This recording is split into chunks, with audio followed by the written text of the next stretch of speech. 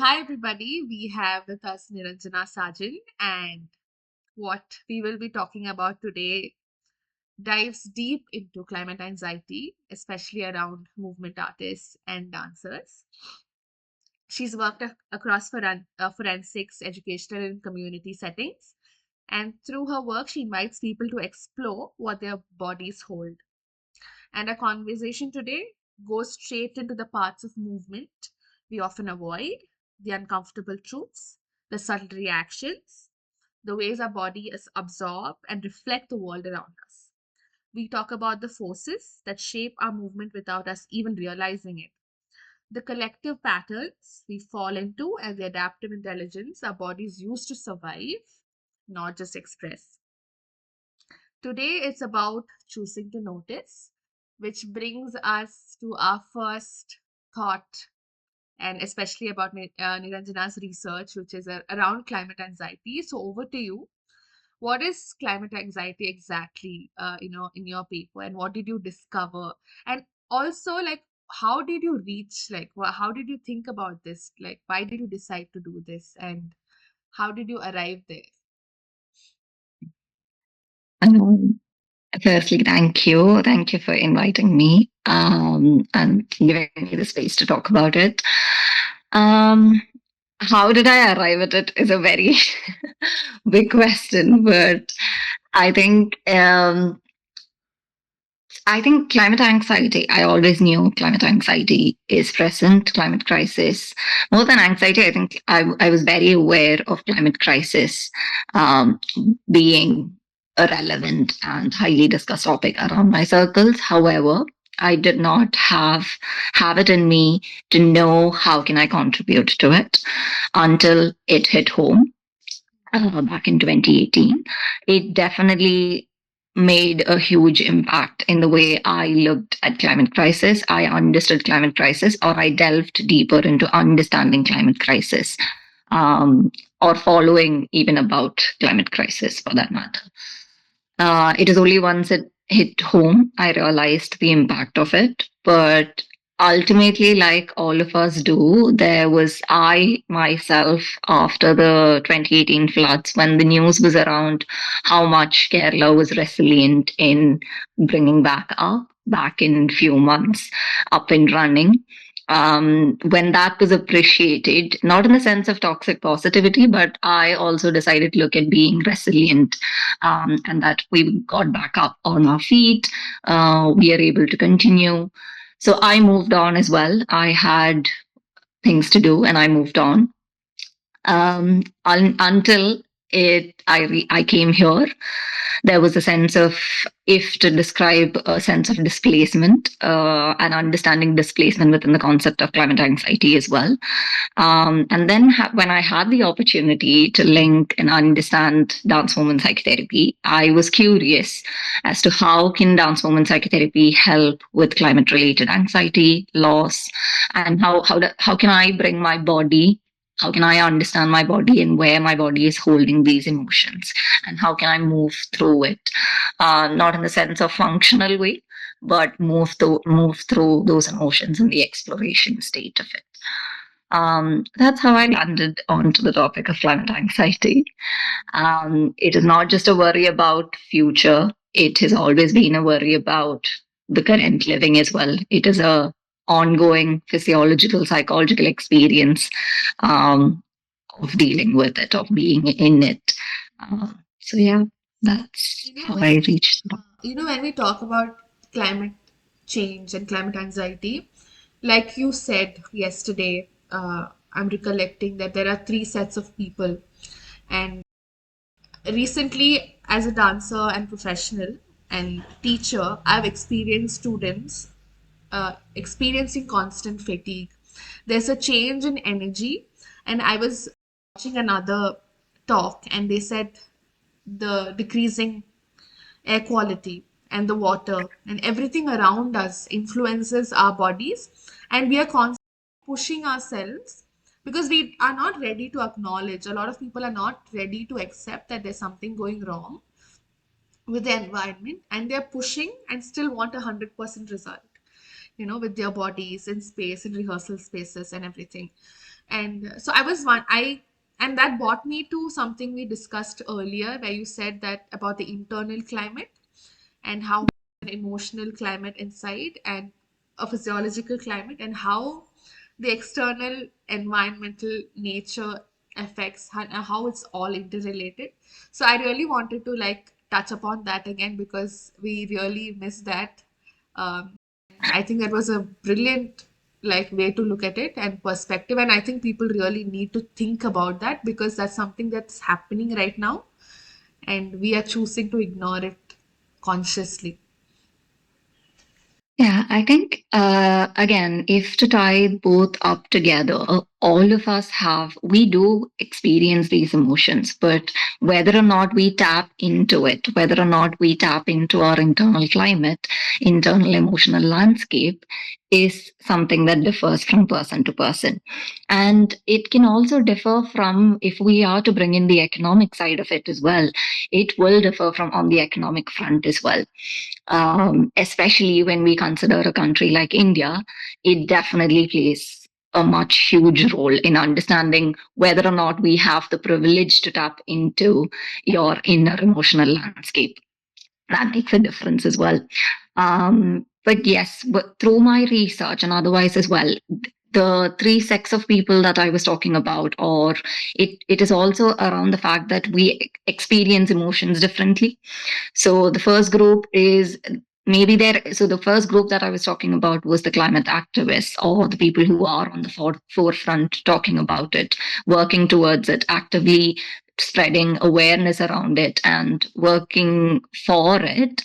They may be experiencing in their body and internally a sense of frustration, anger, and there's a drive that that frustration and anger gives for them, which is in a healthy way, allowing for work around climate crisis. However, it can often lead to burnout as well. Something that I notice within climate crisis circles is people who have been constantly in it day in and day out. It reaches a sense of burnout of why are others not being aware of this? Why are others not actioning what needs to be actioned? And there's a sense of burnout or fatigue, like we were talking about, that can come from it for those people. And we have on the other side of it, people who are complete in denial. For them, it can also be about them not being in that space to acknowledge, not being in that awareness, or they deny it happening, because if that is a reality, whether or not we have a future, whether or not, how does the future look like, it affects everything that we work around. So they tend not to, because that may be an emotional baggage they suppress within themselves. And we have got the people in the middle who are aware of it, who do acknowledge that it's happening, but often find it difficult to work towards it. I personally fall under that category. I am somebody, I know I have action paralysis in that sense, where when it's all talked about for a very long time, when it's the statistics, when it's the numbers, when it is even in the media, it gives an idea of it's now or never. And that now or never makes me feel, sets my body in a panic mode of, I can't do anything now. Like, Yeah. what can I do now to make that difference? I can't. And it tells my brain and body that, well, you can't do anything, then might as well not try it. And I was somebody in that space. And until I made awareness, I made conscious choices, I worked towards understanding where it's stemming from, and then being able to say, it's not now or never. It is happening, but even the small efforts that I take can have a bigger impact when we look at it collectively. We are all, I think it is also the consumerist idea, the capitalism side of it, where you need to have a set standard of living. We started considering materialistic things before our environment. Our ancestors was not. It is, we are developing, but I think it is the connection. We lost our connections with our ancestors. We lost our connection with our land. We started looking at land as a mere resource. And that is what that brought the change over a period of time. And I feel even with children now, I see that they struggle to connect with the land. They struggle to be in the land, understand the land. That's beautiful. Like, I was reading a paper yesterday, a case study, which said all these movement and dance forms historically um, originated from how everything was in nature. So there was a performance about coral reefs, and the movement was influenced by these reefs, and the reefs were part of their performances. And now that coral reefs are disappearing, how we can only remember them as stories. It's not part of that culture anymore. And even around glaciers, like the snow mountains, there were these cultural dances. And then because of climate change, the ice melting and disappearing, and it's affected the cultural identity of the movement culture there.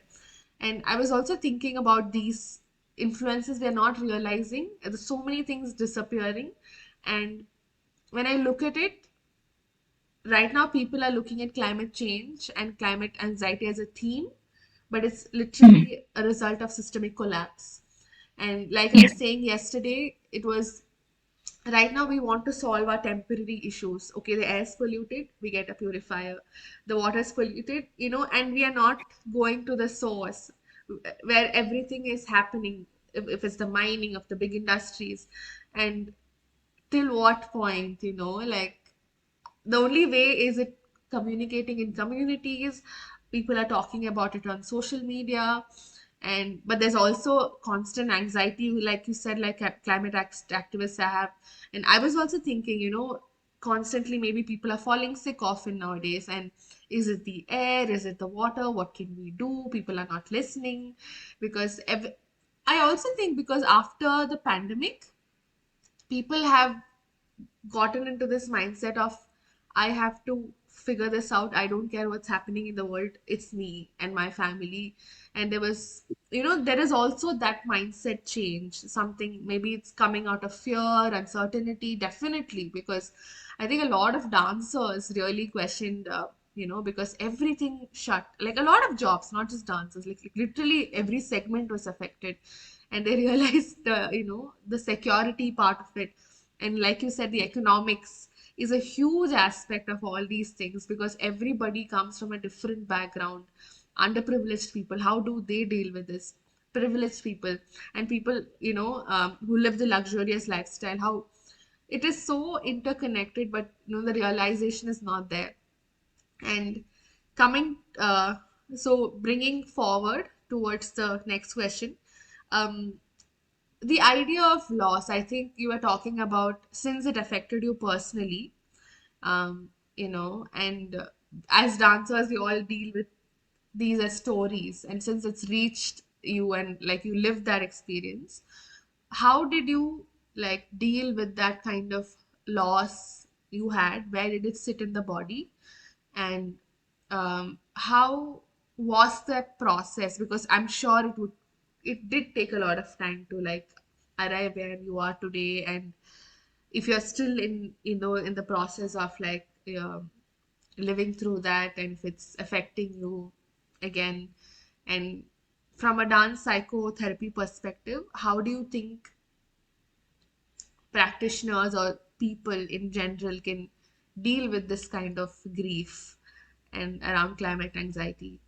I think firstly, what you drew was again, even if it was around the case study, that's a very interesting point of where movement originates from, and that's exactly why dance movement psychotherapy is a very modality that works around body, works around understanding your contextual system that you live in order to support the emotions, in order to support you psychologically and physiologically. Um, so, in for me, loss, I think. it is an ongoing process, but definitely with regards to the floods and the 2024 landslides, I have definitely allowed my body and myself to grieve and move through it. But yes, definitely there's grieving when you think about what the future would look like. The process of it was, I'd say, firstly, acknowledging. Like I said, in 2018, I did not acknowledge that I am sad. I still remember sitting in Christ University psychology lab, completing my notes and assessments while the teacher spoke about research and statistical analysis. While I heard that the floods has hit and my people are stranded, it definitely I told myself that no, we've got this under control. Like it'll be fine. We'll figure this out. So told myself, and I did not allow myself to cry or to grieve in that process because I had to continue going. I was away from home. And it was also, again, the talk concept of I am away. What is it that I can do from here? Nothing.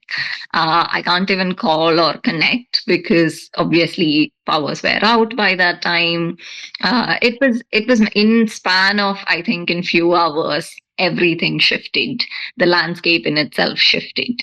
So all I could do was just sit and wait. And while sitting and waiting, I didn't want anybody or I didn't want myself to allow to cry or to grieve in that process. I wanted to keep going. So that's what I did. And I continued that for more than 4 years until I decided to sit with it. So my starting process of the research, my research was completely through an arts-based lens and specifically on the embodied front.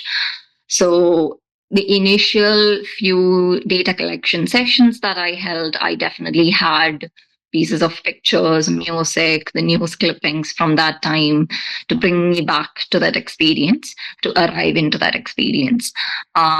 So it was a response to that. And all I could do was one of the methodological tool that I used was authentic movement.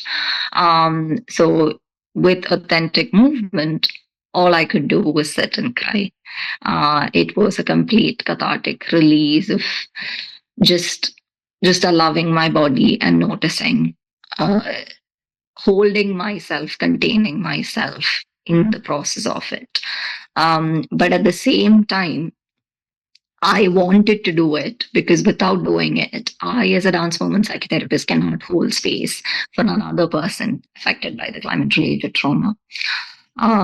So it was about exploring where do I hold these emotions and what emotions. It was not that I knew loss was the first emotion and I started my research. It was about understanding what comes up for me while I processed what had happened is when I realized loss, anxiety, and the resilience was the major three emotions that I was holding in me. And so we also do a lot within dance movement psychotherapy. It is about tapping into the unconscious. So when I then reflected on my journal and artworks that I had done during those processes, there was a lot around stagnant energy in my body, in my drawings as well. And it is that stagnant energy, allowing that stagnant energy to release, was what the crying and the cathartic release helped in. So yeah, that was the way of accessing the loss. So how did Mhm. you move ahead from that kind of experience? Because I think remember yesterday we also discussed about how we open the wound and then we walk out. What was the closure? I think that's the most important thing. And what was the process? And if you have talked to anybody else affected by a similar experience, how how different was that, and were you able to like relate? Because again, this is, like you said, why did it happen to me? And a lot of people don't relate to these things unless it happened to them. So did you have a community that went through something like this, and did that help, or like How did you navigate the process and find closure? The closure aspect, like we discussed yesterday and before, within dance movement psychotherapy, you can have individual session closures. You do have individual session closures when a psychotherapist is facilitating that for you. You also have an arc of exploration as well. So the we when I went into my designated, one thing that I did to provide myself structure and pattern helps me regulate. So one of the things that I did was for my data collection phase, making sure that I have a designated studio space and time that I arrive in, to make sure that structure remained the same. So it was a weekly once for more than a month is something that I had looked at. And along with that structure, I would start with a check in. I would look at where my body is at in order to do the check in. So it might be a bodily check in, it might be an emotional check in, it might be an art check in that I do. It might even be sometimes I felt like poetry was something that really helped me through this. So I might even do a journal check in of poetry as well, and then move into exploration side of it. So exploration also looked different in the initial stages. So the first exploration was specifically around me going back, being in the space that this happened, in order to allow myself to be there, because I was away when it happened as well, to notice what difference does it bring in my body, bring awareness to how my body feels being there, knowing that this has happened. um, is what I did in the initial few sessions. And that closure would look like me stepping out of it, me stepping into my comfort space of my room from where it actually happened. Into my room and allowing myself to use art. Or one of the days, what connected with me was the soil and the sand that was right in front of my house. So I use that to bring closure, in back in my body, and bringing awareness back into the space of where I am, and that I am safe. It had happened, but I am safe now, and the four walls protects me today. Um, Moving from that, it was about when I came back into the studio, when I came back to UK here, it was finding again closure through what my body feels closure in that day. Sometimes it was about finding my feet on the ground. Sometimes it was about just laying down and allowing my body to process what I've already gone through for the past 1 hour, and reflecting on that through writing, bringing back my intellect into the space of where am I, from the explorative unconscious state to the conscious intellect analysis hat. That was sometimes my closure. So closures looked different, but definitely there was an arc of closure. So if to connect back with my performance, so we had to do our presentation of our research was through a performance. So within my performance, the closure side of it was the cultural movement. Cultural movement was very significant for me throughout the process. I realized cultural movement, cultural music is what brought me grounding. So what I specifically used was something that I realized over the period is what helps me ground when I am back home is the dusk time. When we have in temples, there's an instrument called edekya, which is often played during the Deeparadhana time, or like the Aarti time. So for me, standing in that temple with the lights and lamp lit, with the Edakya playing, with the sky screaming calm and warmth, was my peace. So my closure in the performance was moving to that piece, in the culturally significant movement of Mohiniyattam, which held a swaying rhythm. If we look at it from a movement analyst hat or in dance movement psychotherapy, it was the swaying rhythm. Swaying rhythm is something, it's an indulging rhythm that helps your body ground. So for me, it was that. Which Mohiniyattam as an art form in itself hold. So that was the closure for me in terms of the entire research and the process. It's, just listening to that only is so comforting. So I'm just imagining doing it. Like, you know, when you said keeping the feet, finding the feet, working with the earth and the soil, like, you know, it's so important to take that time and just sit with yourself and journal and find. I think it's different for everyone. Which brings me, like, do you know, I mean, have you talked to anybody else who has had a similar experience, which was the other question? And like, did they have similar kind of, what was their, you know, what did you see on the spectrum as to how people navigate? Unfortunately, no. I've not had a discussion with somebody who has explored. I know people who have definitely gone through this, but I also know though they are people who do not want to delve deeper into those emotions. They are people who consider past as past. We have moved on from it. We are okay now, and do not want to explore. But that's on the personal front, if to say. On the professional side, I did not get a chance to speak to people who have been affected, but definitely there were research papers that I looked into, and there were other, say for example, on YouTube, on other media as well, where people have spoken about it and have explored it creatively, explored climate crisis creatively. And one thing that I noticed was connecting back to the land. So that was the most common factor. Everybody, even within paper or even within their exploratory states through creativity, everybody tried connecting back to the nature. And I think even with when I was listening to a few of the podcasts that spoke about climate crisis and mental health, um, the ancestors of different lands, what they were speaking about is the only way you can process what has happened with regards to climate crisis or currently is happening is with your land, because it's your land communicating with you. Your land is telling you things. You just have to listen. It's not that we don't need any solutions or answers. Like, we already have, our land does hold the answers. We hold the answers. We as a community are far developed to know what the answers are. We have the solution within ourselves. It is only a matter of us listening to ourselves, listening to our land.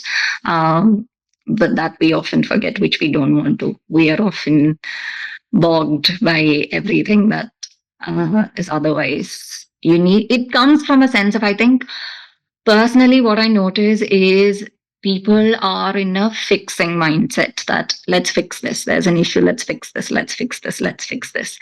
Rather than there's an issue, let me listen what it is. I think in every layers of it, if we look at it, that's the issue. Even on a personal level, even on a hierarchical societal level, even on a government level, for that matter, it is about not listening. I was remembering this incident that happened recently in my school, and you know, where I was constantly thinking about this, and it was a while back, and I usually keep losing my water bottle, and I try to carry my own water bottle, which is like, you know, not plastic. And one day I decided to buy a plastic water bottle, and then I went to school and I teach them movement. Yeah, so, and then there's this 4-year-old from across the um room, you know, he screams saying, Sonia, ma'am, you got a plastic water bottle. You're not supposed to get that here. It's not allowed. He was so loud, like, you know, like a speaker. And I was caught in shock, you know, and and I was also so proud of that little boy who's just 4 and realizes that I should not be carrying a plastic water bottle. And then after that, I was like, you know, if I forget my bottle, I'm gonna go to school and drink from a glass inside the school. It's fine, you know, you don't have to contribute to added plastic wastage. And I'm that was really, you know, a small little boy who's 4 years old, and that's something that sat with me. And I was like, okay, you know, and I stopped buying water bottles after that. And yeah, so coming back to the idea of climate anxiety as a movement practitioner, and also constantly teaching and facilitating and also practicing. What do you think are the little things we can do to maybe support a better world where we can favor a better healthy way of life? The smallest things, maybe like how I decided, maybe you have your own personal understandings of the world and understanding from the people you work with. So to round it up, yeah. I think it is again, I definitely, when I work with my clients, it is not coming from a sense of what is my understanding of it. It will definitely be is what is there, being curious and wondering about what their understanding is of the world. Where do they consider themselves in the world, and what are the things that matter to them at that point in time? And sometimes climate does arise. But unfortunately, I don't think the groups that I currently work with, climate is not a theme that we explore. So this has definitely been on the personal and side alone in terms of exploration. And I think personally, I feel there are parts of me. Yes, I do feel I've explored and I am healing on certain forefronts. But as a professional, do I feel completely qualified? Not, I am qualified, but do I feel completely on the top in terms of holding that? I am not sure yet, because I know there are still elements of it that I still want to identify in myself before I hold space for somebody else. Or I, at least what I would do is more of a group space of exploration, um, rather than a one-to-one work with a client.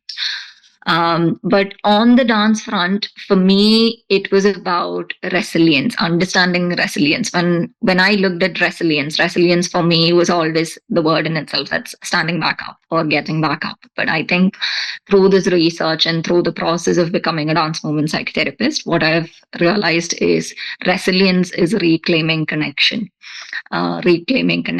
of to yourself, to your body, to your community, and to making meaning making in the sense of where we are.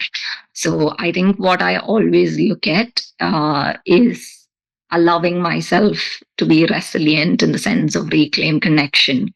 Um, so that with regards to, because once you reclaim connection, you know why you are doing it. Say, for example, the same cause of that little boy telling you not to carry a plastic bottle. You were able to connect with that boy's passion of what he was explaining. So that connection is what allowed you to make that choice. So you give yourself that agency. So through reclaiming connection through your body and movement, it helps you bring back agency to why you do the things the way you do.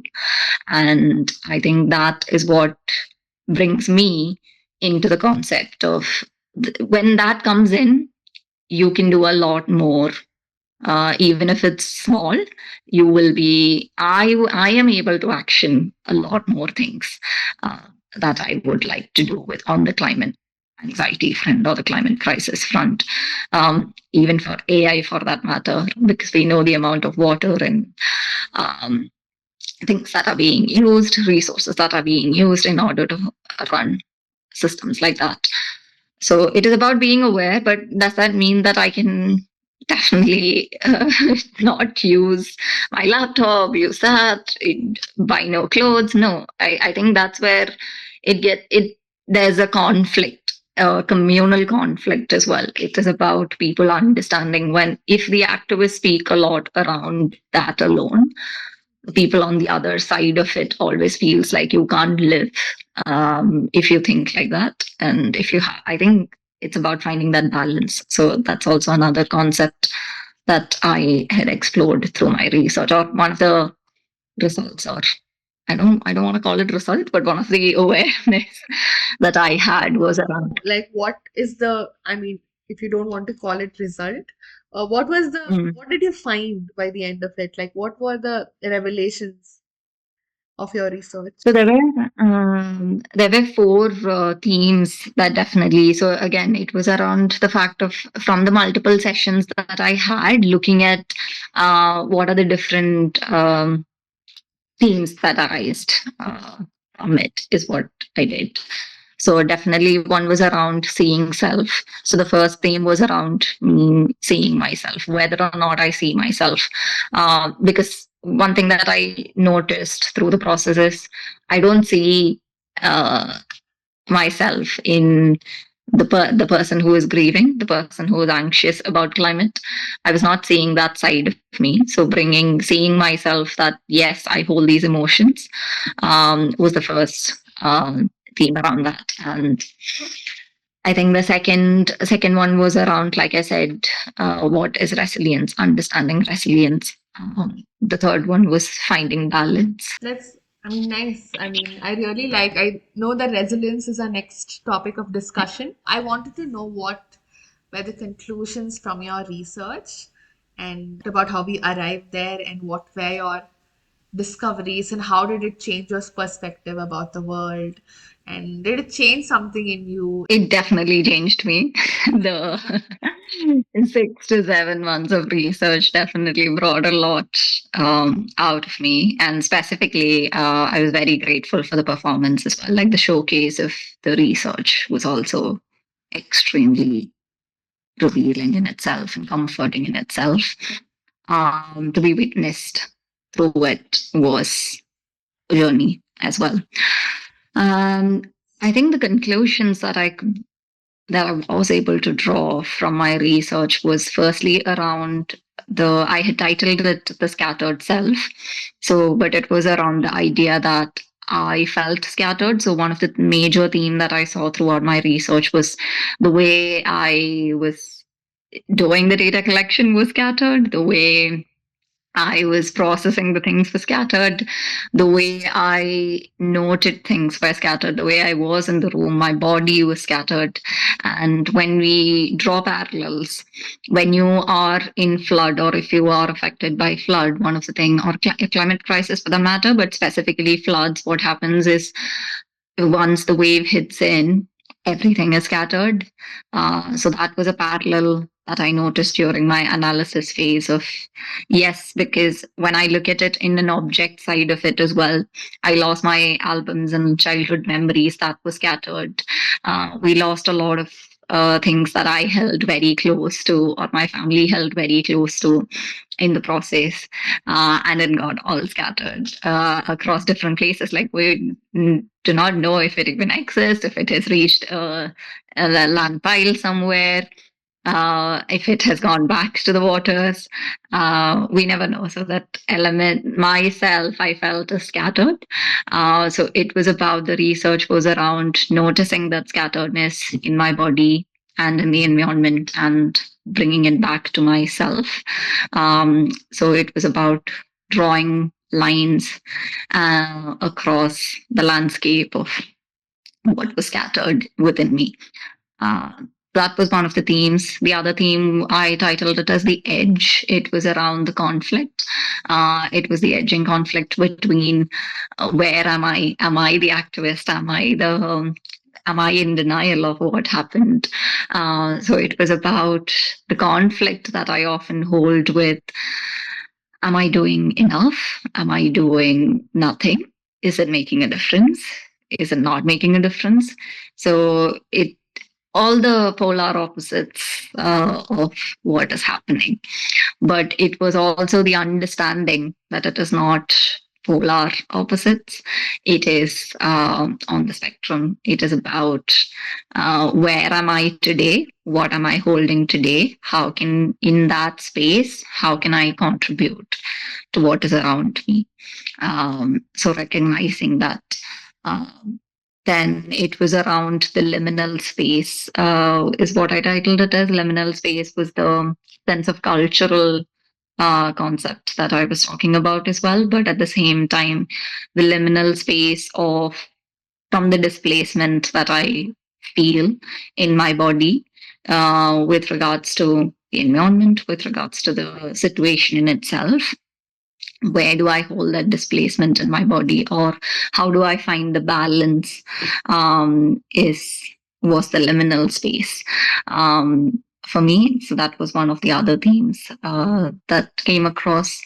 And the final one was the reconnection to the land, reconnection to my people, reconnection to the incident and my body, and reclaiming that sense of myself and my body and my community. Was the final theme. So those were the major four themes that I had showcased. Did it give you a sense of what did you feel once you finished your research? When I it, it definitely was a lot, to be honest. Doing it was a lot. I need to acknowledge myself, and the process that I took with it was huge. But as I finished, I felt I felt at ease, like my body being on that stage. So specifically, like I said, I had the in the showcase. The final was the grounding. So grounding to the Irakia music, and the lights were also. So I had used lights to help portray the different themes and the edge that I was talking about, like the conflict. So I had used the blue and the yellow light to speak about it, and through my performance, by the end of it, the lights actually merge and become two whole circles of like holding that liminal space. Being in that, doing what grounds me and being witnessed while grounding was, I think it was a very surreal experience in itself. Um, to I can know feel it the moment you that. say it. Yeah, it was definitely a surreal experience of being able to showcase and do it, and navigate through it, and to understand why my body was, where my body is, and how can I hold my body through it as we continue to be affected by it. Um, so yeah, I would use the word surreal, and I also think it was high time that I had processed it, and gratitude was another feeling that I held on to. Which brings me back to the idea of resilience. It's very interesting when you said resilience is more about finding connection, but I have had a very transformative experience with resilience. For me, resilience was to slow down, to rest, Mm. to say, I don't want to do this. And a lot of dancers, the resilience I see is unhealthy because they push their body so far because they call it resilience and they get hurt, they get injured.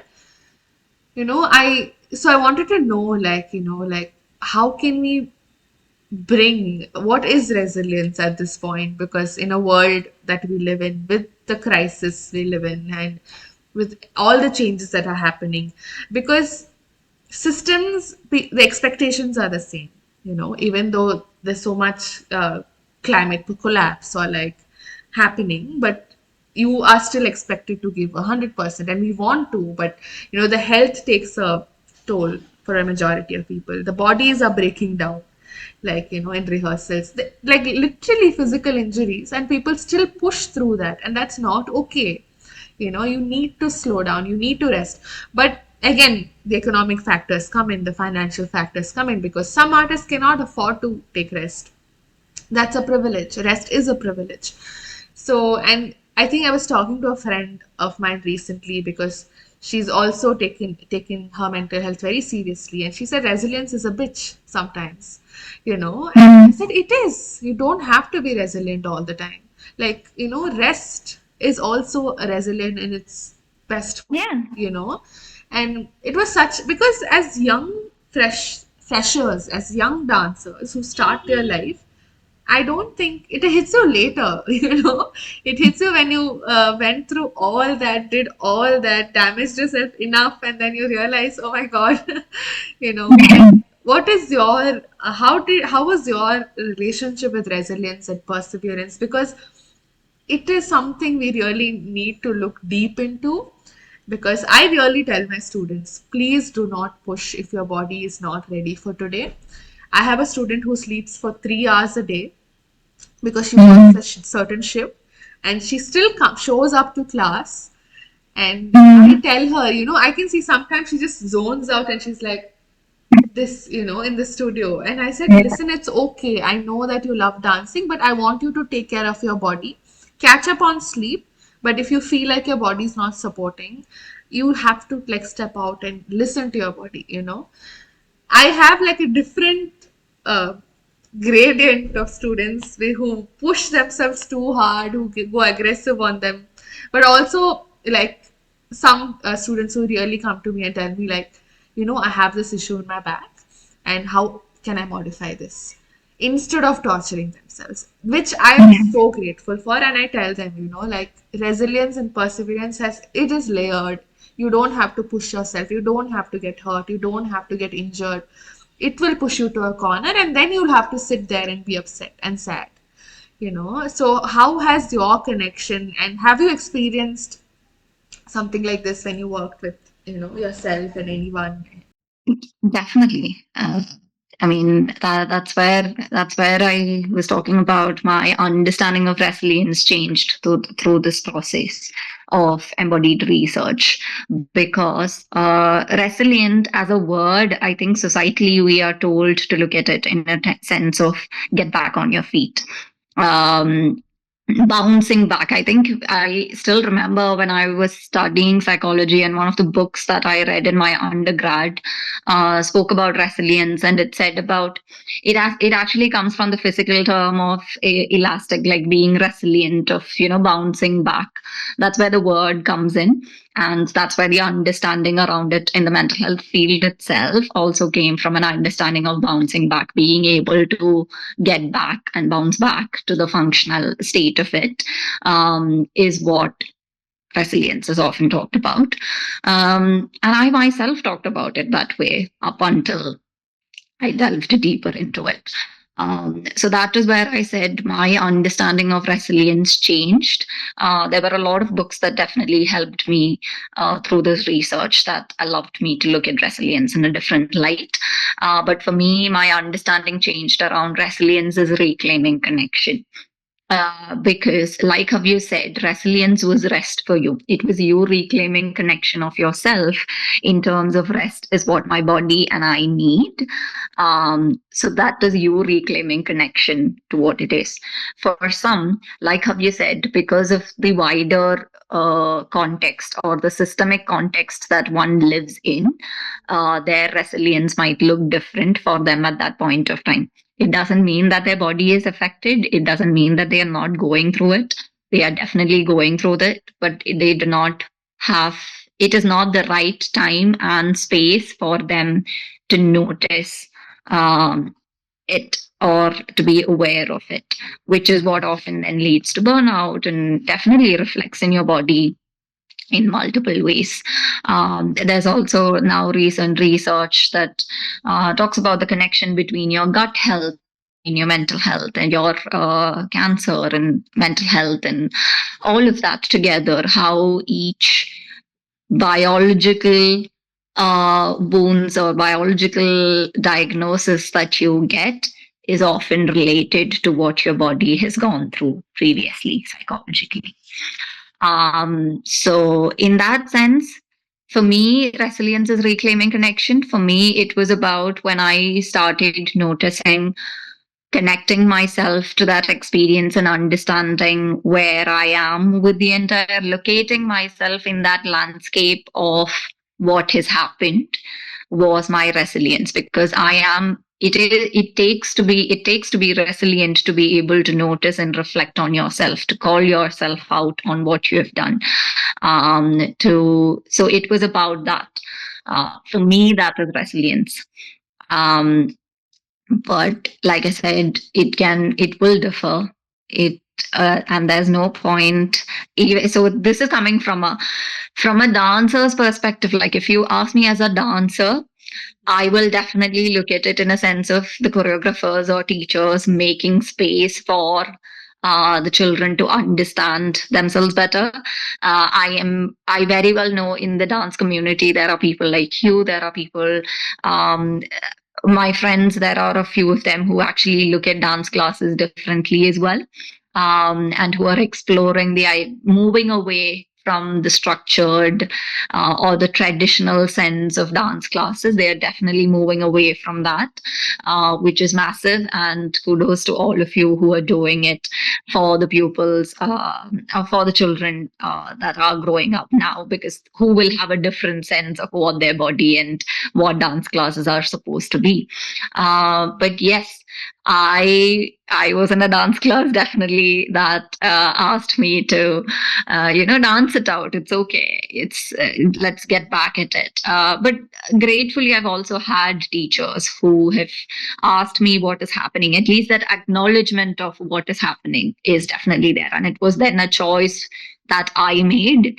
But again, that was choice that was societally wrapped in the understanding of what it is to be a good dancer. Um, so it was tampered with. The idea of resilience as a child was tampered with, but definitely as we grow up, our within the dance movement psychotherapy field, I think we will look at resilience as to where um, each client is at, because it is about, we can't force resilience as well, because the minute you force resilience, or the minute you try and change an idea around what that word means to one, it definitely does not give them the sense of agency. And the one of the core components of dance movement psychotherapy is providing the client with their sense of agency of their own body and their own lives.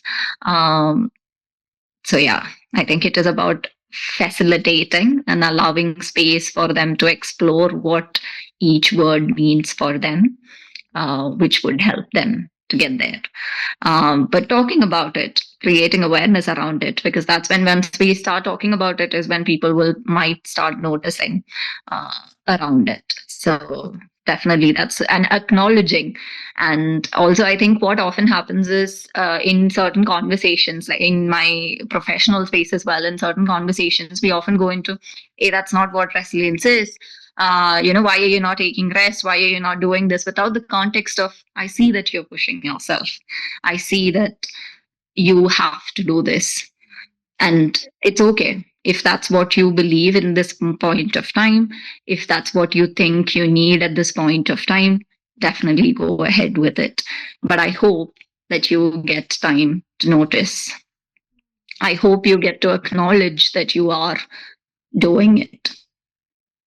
Acknowledge whatever that they are going through. I think it comes from a space of all of us tend to, I think especially in dancers field, all of us might have the, I personally used to have the thing of, um well, our stories are our stories are same, we all do the same thing. So you go at like, oh, well, I can do that, why are you not doing it, like why are you without the context that without the context that they are currently facing.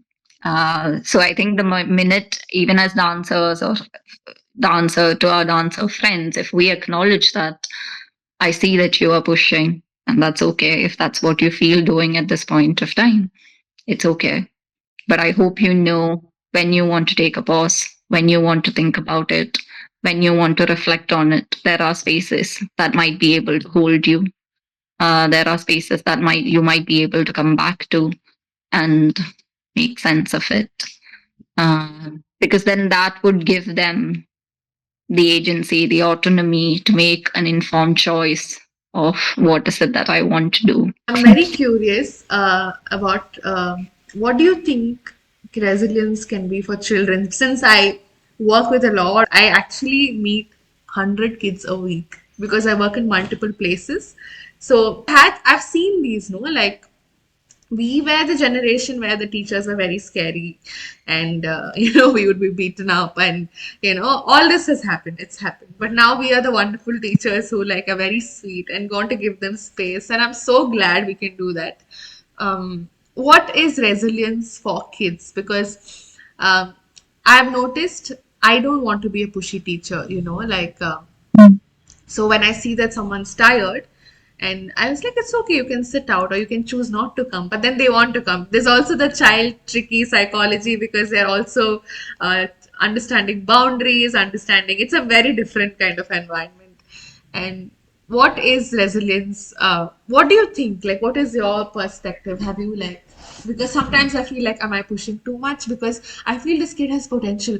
He has to like little more, like it's there, I can see it, like, but why, So these are the things, and I don't like it when, kids don't really, what to say, when I see potential, I need them to use it, and as children, like especially us, we were limited to certain forms because they identified with the stereotypes, and the amount of confidence these kids get when they do something out of the box, like movement art, for example. We play with the body, we like, slide, and I can see the change. And sometimes they see other kids and they get, like, okay, that kid's got it now, I've not got this. And they also make fun of each other because they're also learning how they think it's cool to be rude, in this generation. So it's they really think it's cool to be rude.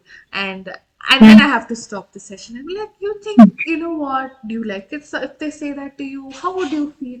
There's this whole other thing that goes on in this space.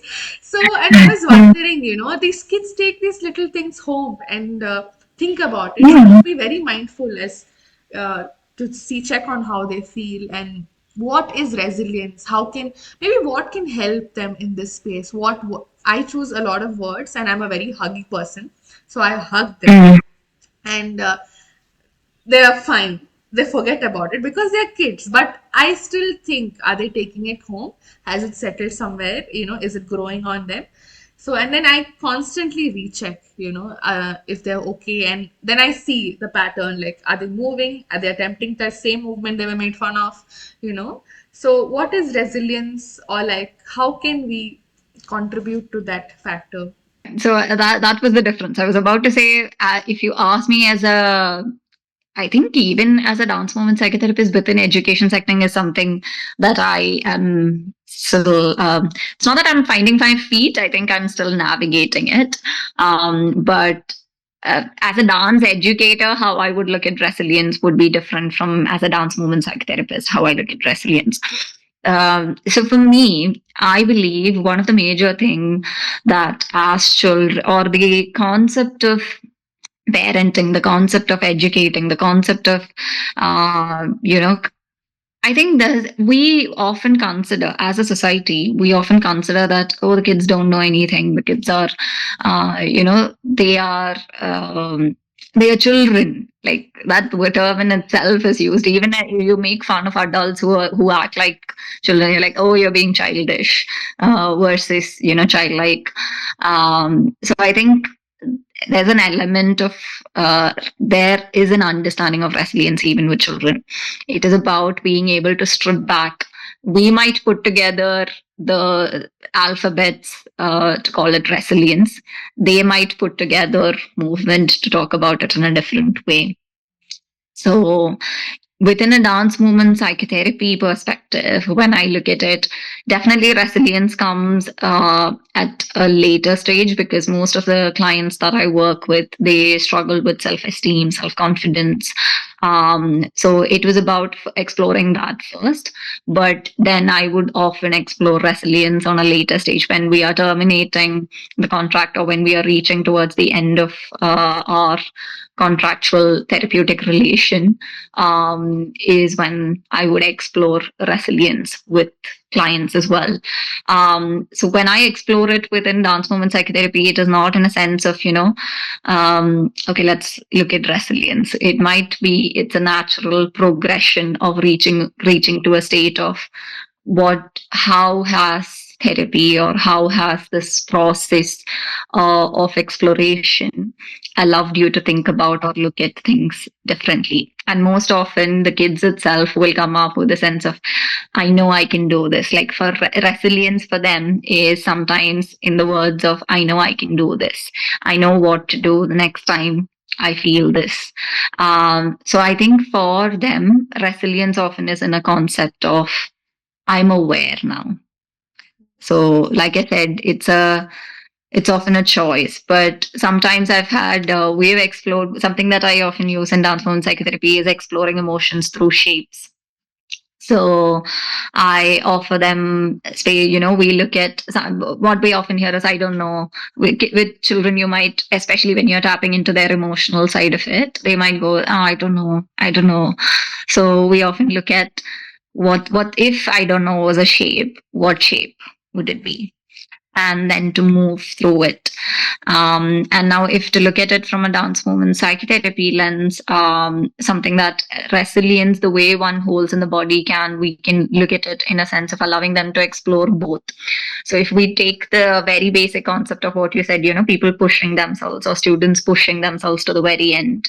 If we look at the Laban movement analysis or like the Kestenberg movement, so those are the two that we use. Within that, if you look at it, it's like the strong weight and sudden time, and you can look at the graph to be able for them to explore both sides of it, what's comfortable, what's uncomfortable. So from a psychotherapeutic lens, that's what I would do in terms of exploring the spectrum on the graph and looking at what's comfortable for them, what's uncomfortable for them, what do they notice in their body, what is it that they are not noticing in the body. I would offer what I am sensing and what I am looking at in the space. And we would basically, it's again, like how you said, it's a play and it's a exploration of it until they figure what it means and what works for them. Because often it's the same kid that you were talking about who is pushing themselves or only gets 3 hours of sleep. I'm sure that it's not that she wants to do it. There is an internal emotional base tapping into that emotion that is making them feel that that's all that I can get, or that's all the sleep that I can have, which is very true for that child, which is very true for her in today, in that time and space. That is true for her. And that is what she needs. That is what she knows. So it is about expanding their awareness of what it could be, what what are the other maybes that's there. Yeah, I mean, that was a wonderful reflection, like to add to our pedagogical practice. But how are you feeling? How are you? I'm awake, like I said. Okay, I'm but feeling more awake and ready for the day to good. go about the But day. I'm sure it will stay because every time I did this with the others, it stayed. I even now think about what the first person said, the second person said. So I mean, I feel good about talking to people because this is not something we get, to Yeah. just like otherwise it's just normal. And then I was like, no, it really made me feel connected to, the roots and the meaning understanding. So it was really nice to like talk. And I mean, after a Yeah. long time, I don't know how many minutes Yeah, the word talk. that And comes up I for mean, me is after a long gratitude as time, well. I don't know how many. I think this is the first time I am speaking about my research after I done the research. So a lot of gratitude for giving me the space and for being able to connect and speak about. I think we've spoken about a lot of themes. Yes, I know it may not be in the most cohesive sense, but I feel like there were a lot of the themes that we were able to touch upon, which often we might not. So thank you for giving me the space and asking me a lot of reflective questions in itself as well. So thank you. Thank you.